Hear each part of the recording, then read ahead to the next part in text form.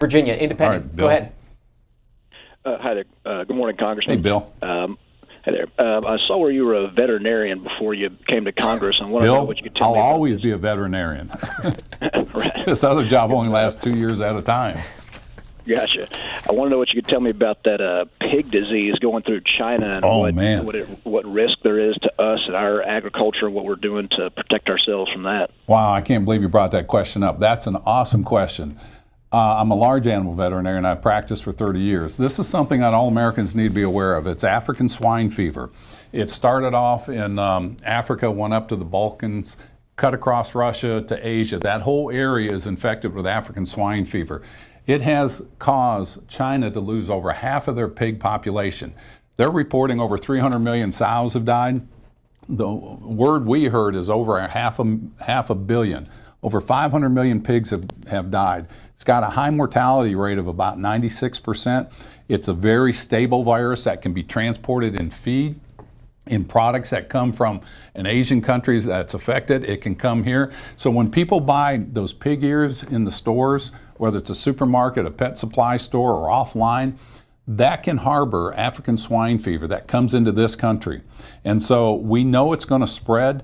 We just want to do every safeguard that we can. And the American consumers have a big hold on this, or they can really participate in this by not buying stuff that comes from an Asian country.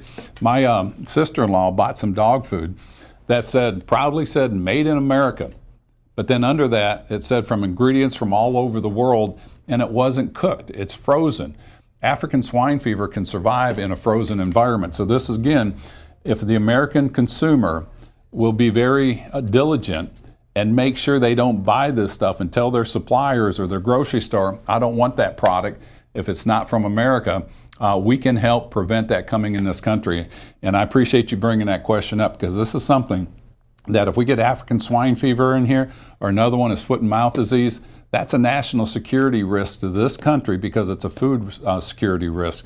And that's something that we need to be very vigilant about. Is that something Congress is putting more funding towards the It Food and is. Drug Administration? What are they doing about it right now? Through USDA, we had an initiative. We started in 2014. We got the funding to create an FMD bank, which is foot and mouth disease, which is another livestock disease. But we're also putting an emphasis on African swine fever. And there's companies that are out there now doing the research on that. And it's a collective movement of animal researchers, drug companies, and all these to create a vaccine. That's one avenue. The other avenue is the safeguards to protect feedstock coming into this country from an Asian country that has either foot and mouth disease or African swine fever, to make sure it's inspected before it comes into this country. That's why the Brazilian beef was such a concern to us, because they have foot and mouth disease down there, and we don't need that beef in here, because again, that virus can live in fresh cooled beef that might have chunks of bone or something in that.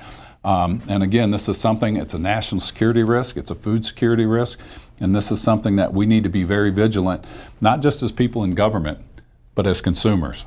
Caller picked the right guy to ask that question. Boy, too. he sure did. Congressman Ted Yoho, Appreciate it. Republican of Florida. Always appreciate your time. Thank you, John. Have a great